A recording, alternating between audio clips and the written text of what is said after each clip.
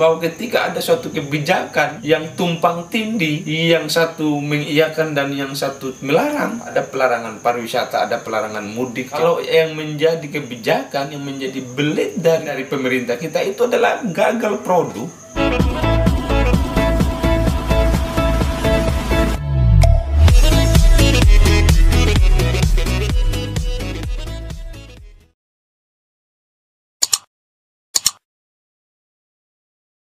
Oke, baik, bismillahirrahmanirrahim. Assalamualaikum warahmatullahi wabarakatuh. Selamat berjumpa bersama saya Henry Majid. Pertama-tama saya menyapa kepada semua kalangan akademisi, pada semua kalangan praktisi, dan kepada semua pemuda-pemudi Indonesia dimanapun Anda berada. Oke, pada konten saya kali ini saya mau membahas mengenai statement yang dikeluarkan secara resmi oleh Pak Presiden Pak Joko Widodo terkait dengan COVID-19, kalau yang saya mau katakan sekarang adalah COVID-21. Karena semenjak dari 2019 sampai dengan hari ini, COVID sudah berumur 2 tahun dan tidak ada penyelesaian, meskipun sebenarnya banyak masyarakat, termasuk saya pribadi, menganggap bahwa COVID-19 ini adalah suatu hal yang sebenarnya tidak punya dampak buruk terhadap masyarakat Republik Indonesia dan kepada umumnya, kepada masyarakat yang ada di dunia. Bagaimana tidak, kita melihat bahwa tidak satu pun dampak yang dikeluarkan secara signifikan oleh COVID-19 kecuali adanya satu kebijakan dari pimpinan negara di salah satu negara, entah negara apapun, tidak terkecuali negara Republik Indonesia, yang serupa juga mengeluarkan satu regulasi yang tidak punya titik berat terhadap apa yang kita sebut dengan kesejahteraan dari masyarakat Republik Indonesia. Jadi sejak 2019 sampai dengan 2021 ini, para pemirsa, telah hampir 100 kebijakan kalau kita akumulasikan dari keputusan presiden, lalu ada turunan kepada aturan gubernur, lalu mengerucut kepada bupati, ada peraturan bupati, ada peraturan wali kota, ada bahkan ada keputusan yang dikeluarkan oleh kepala desa, yang ini tentu saja menjadi hambatan besar untuk masyarakat Republik Indonesia untuk melakukan ekspansi, untuk melakukan pelebaran sayap, misalkan bicara di bidang ekonomi, berbicara di pendidikan, berbicara pada semua hal yang menyangkut mengenai hajat hidup dari masyarakat Republik Indonesia. Tapi itu bukan suatu problem yang kita anggap sebagai suatu hal yang bisa mematikan masyarakat Republik Indonesia secara personality, secara person, secara individu. Tapi itu lebih kepada langkah sosial yang dilakukan, yang sebenarnya didukung oleh pemerintah untuk melakukan satu tindakan berupa mengeluarkan satu belit, satu kebijakan yang kontra terhadap kehidupan dalam masyarakat setempat di Indonesia. Yang kedua, ada judul ini saya mau menyebutkan secara tegas kalau negara bak hantu yang menjelang di siang bolong, yang menakut-nakuti masyarakat Indonesia, yang menakut-nakuti masyarakatnya untuk takut kepada sesuatu hal yang absurd, yang abstrak. Sebenarnya kalau dipahami oleh masyarakat Republik Indonesia, seperti apa yang telah dikeluarkan melalui statistiknya, melalui juga juru bicaranya Pak Jokowi, Pak Presiden kita, bahkan hampir tiap hari memberi berita kepada masyarakat terkait dengan COVID-19 ini bahayanya bla bla bla, COVID-19 bisa mengakibatkan ini bla bla bla bla. Tetapi pada kenyataannya tak satu pun menimbulkan efek kepada kehidupan masyarakat Republik Indonesia. Satu peristiwa konkret yang pernah saya alami sebagai orang yang betul merasakan kalau sebenarnya COVID-19 itu adalah satu hal yang hayang, angan-angan yang dipakai oleh negara untuk menakut-nakuti masyarakatnya, terlebih kepada menjaga stabilitas global. Di konten-konten saya sebelumnya telah saya sampaikan kalau COVID-19 ini adalah suatu kekuatan besar yang dilakukan, yang dihandle oleh negara besar untuk menaklukkan bangsa-bangsa kecil termasuk dengan Indonesia, tetapi kita terlambat sadar dan kita tidak mau mengetahui itu. Tapi terkadang ada yang tahu tetapi tidak melakukan suatu kebijakan, malah memberi suatu belit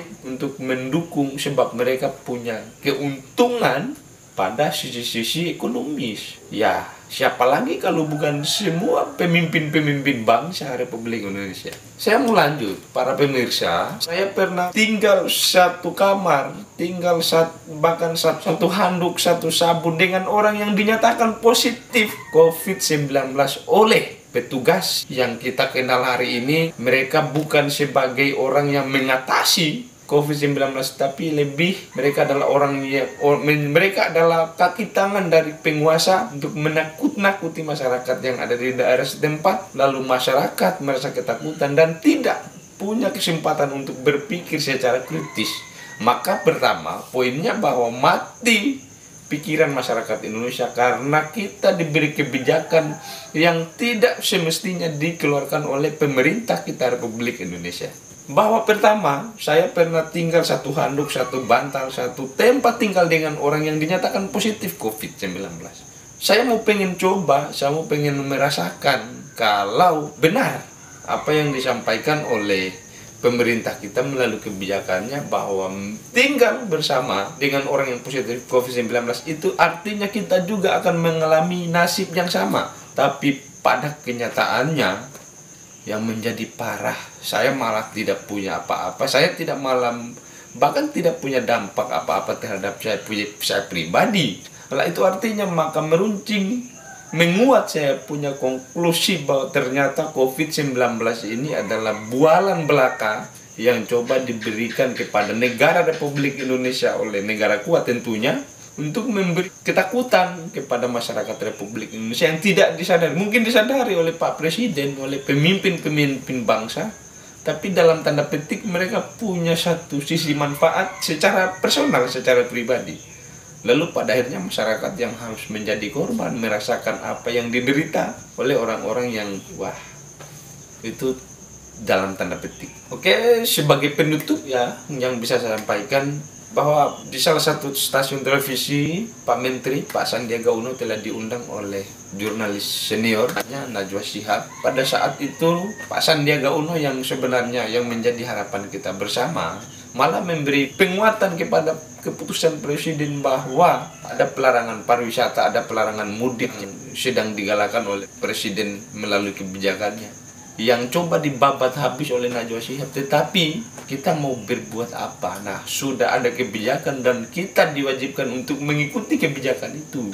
Maka secara sosiologisnya sebenarnya harus kita kaji bahwa apa yang sedang dijadikan kebijakan oleh Presiden, oleh pemimpin-pemimpin daerah kita, bahwa tidak sama sekali mengacu kepada apa yang menjadi kekayaan dari sumber daya yang ada pada masyarakat Republik Indonesia, tapi lebih mengedepankan egoisme, lebih mengedepankan otoriter lah kira-kira apa yang menjadi pendekatan kebijakan yang dilakukan oleh tidak saja Presiden tapi juga mengakar kepada hierarki yang ada dalam kepemimpinan di bangsa Indonesia, pemimpin-pemimpin daerah yang juga selaras menjadikan masyarakat sebagai kambing hitam, bahwa ada larangan mudik, ada larangan tapi diperbolehkan untuk melakukan wisata. Ini sebenarnya apa yang disampaikan oleh oleh gubernur di Banten sana, bahwa ketika ada suatu kebijakan yang tumpang tindih, yang satu mengiyakan dan yang satu melarang, sebenarnya kita hanya tidak mau mengakui secara eksplisit kalau yang menjadi kebijakan, yang menjadi belit dari pemerintah kita itu adalah gagal produk. Itu yang sebenarnya mau kita sampaikan, karena ada ketimpangan. Ini semacam paradoks yang sangat di dalam kehidupan kita bermasyarakat.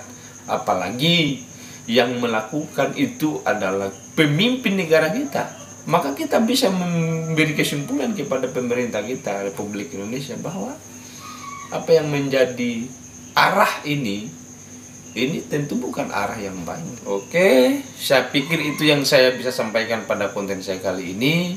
Lebih dan kurangnya mohon dimaafkan. Billahi taufiq wal hidayah. Wassalamualaikum warahmatullahi wabarakatuh.